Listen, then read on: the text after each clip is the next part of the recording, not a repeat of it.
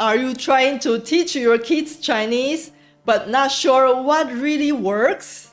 Or maybe you are searching for the right Chinese class for your child and feeling overwhelmed? As a native Chinese teacher with over 15 years of experience and a mom, I've taught some young learners, including my own child. Today, I'm sharing the biggest mistake I made when teaching kids Chinese, so you can avoid it and save time, money, and stress. This is an intermediate level lesson, and I'll be speaking mostly in Chinese later. You can turn on English subtitles if you need them, and check the description for extra resources to help you practice. Let's get started. 我是 Elena 老师，欢迎来到 Making Sense of Chinese。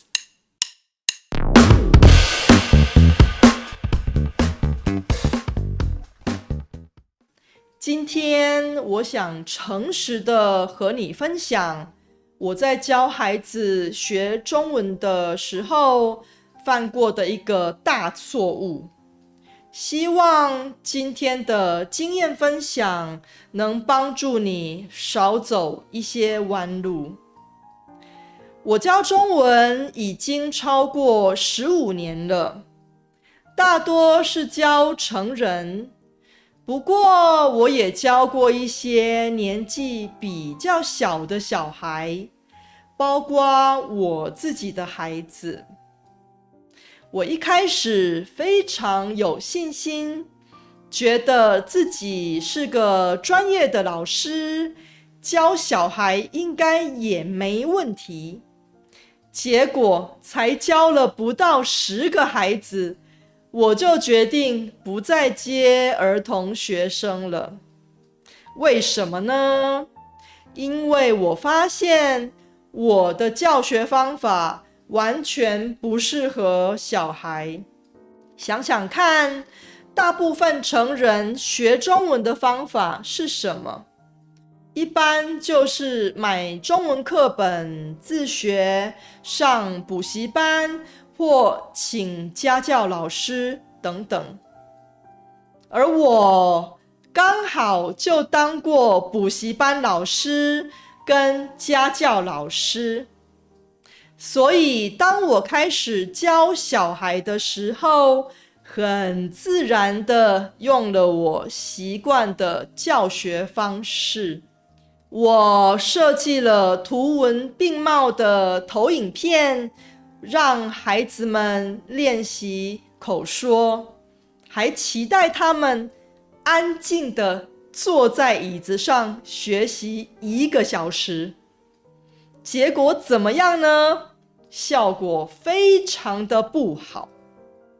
3岁到10岁的孩子们根本坐不住那么久，他们的注意力可能只有10分钟，甚至更短。叫他们乖乖坐着上课，真的很痛苦，也很没有效率。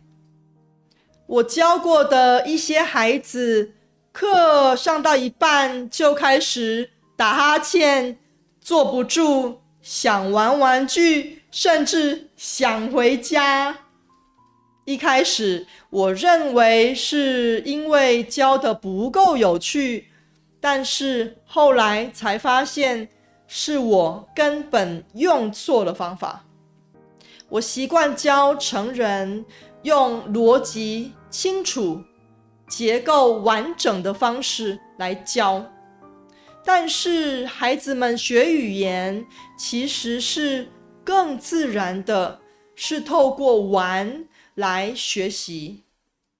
我教自己的孩子也遇过一样的问题。每次我拿起课本想教他，他根本就不理我。不是只想着玩，就是把中文课本丢到一边，要求我陪他玩游戏。我终于意识到，孩子们学中文的方法跟大人完全不一样。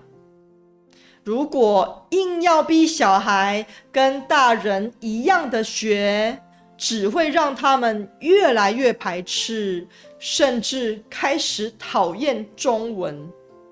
所以，如果你正在帮孩子找中文老师，或者想自己教，我建议你千万不要用大人的方式教小孩中文，一定要找那种懂得怎么跟孩子互动，会陪孩子玩的老师。不一定要是有证照、很有教学经验的老师，但是一定要有耐心，能够陪孩子玩。有时候，一个会讲故事、会陪孩子画图、会唱歌跳舞的大哥哥或大姐姐，反而比专业的老师更能引起孩子的兴趣。因为对小孩子来说，好玩才是学习的开始。世界上没有最好的老师，只有最适合你的老师。对你的孩子来说，能让他玩得开心、学得快乐的，就是最棒的老师。不需要急着赶进度，语言是慢慢累积的。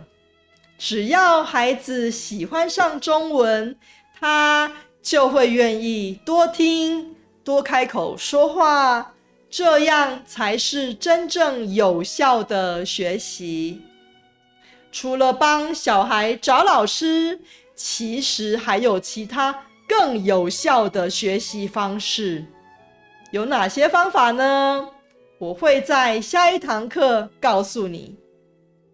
如果你喜欢这个主题，记得订阅频道，开启小铃铛，这样就不会错过下一堂课了。